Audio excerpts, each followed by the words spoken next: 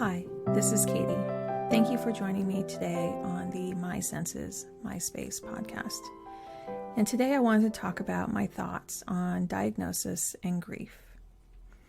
And when I refer to diagnosis, I am talking mainly about neurological diagnoses, but this could also apply to other chronic illnesses the main part of this is going to be about being diagnosed later in life and how there can be grief, a grief cycle surrounding that in order to come to further acceptance of it. I don't know if we're ever 100% on anything, so I will say we get closer and closer to accepting ourselves more and loving ourselves more. What got me thinking about this was a few things. I came across a tweet that was shared by Kerry-Anne Mendoza, and they go by the Mendoza Woman on Twitter, and they write, the autism late diagnosis grief cycle. Number 1, Euphoria. Now everything makes sense. 2, the wait a minute moment, realizing how you've been mistreated your whole life. 3, rage, see number 2. 4, identity crisis. If I'm not my mask, who am I? And then it says repeat till acceptance. And I thought this was so perfect. This is something I've gone through. I was not diagnosed until my 40s, and coming to terms with what my childhood was like, really, I needed a lot of support. I got therapy and I researched and I got all the information, but I still had to process this.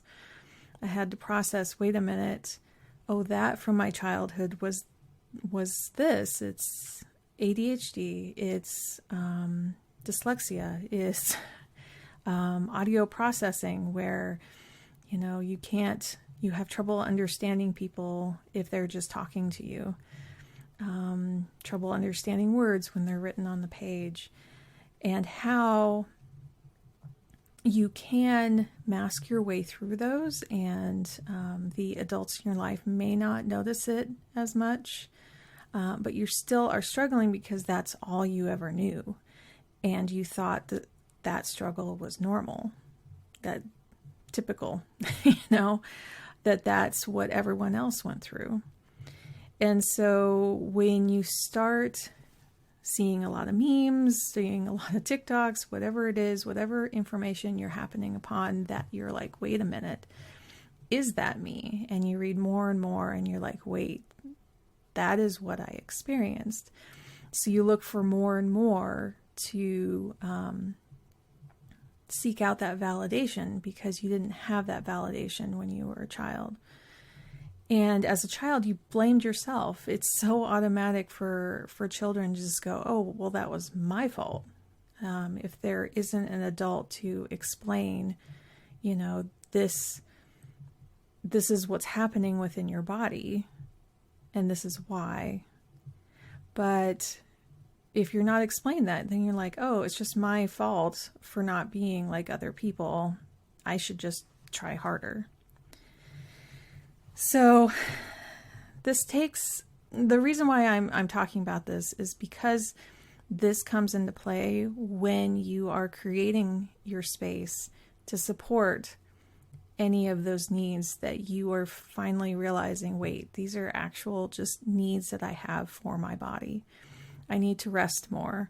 I need to sit in a certain spot in my room.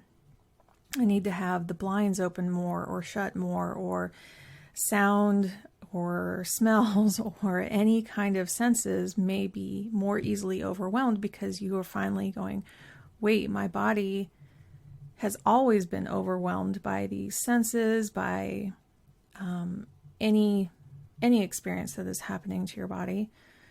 And coming to terms with that is going through a grief cycle. And when I work with my clients, I am often holding space for them so that they can walk through these feelings. And the support that I give is sometimes it's quiet, sometimes it's validation, sometimes it's, hey, can we offer ourselves a little bit more compassion in this area, that this is okay for your body to need this. And there is also a lot of social conditioning, especially for women, and feeling like that our needs aren't as important. So that can be piled on top as well. But allowing yourself to go through a grief cycle is so important when you're constructing your space, because you're finally accepting. Maybe that's too forceful of a word, but you are coming to terms with, this is how I can work every day. This is how I can be in the world. This is how I can help others by taking care of myself. And coming to this new way of living, of saying, this is how I am. This is what I need. I don't need a million notifications on my phone because it stresses me out. I can't have same day, like people booking time with me same day. I need more time in between that to process and understand and get ready and to help other people. I have all my tools, I need to see them instead of hiding them away, or vice versa, right? It could be either way. I have them all put away because it's too overwhelming for me, or I need them very well organized, or I don't need them very well organized, and I remember where they all are at. So I want you to think about that today. And if you were diagnosed later in life, it can be quite a process to go through. And if you would like any help with your space, because you're coming upon this information much later in life, let me know. I'm available at katiesanders.com. And I also work with kids. So in one way I am breaking the cycle is by really talking to my son about what is happening within his body, that these are just his needs. This is how he moves through the world. And I love working with parents as well, to help them create spaces for their children. So thank you again for joining me on this podcast. And I would greatly appreciate it if you could put some stars into whatever podcast listener that you are using for this podcast. And I've been really enjoying coming to you every week.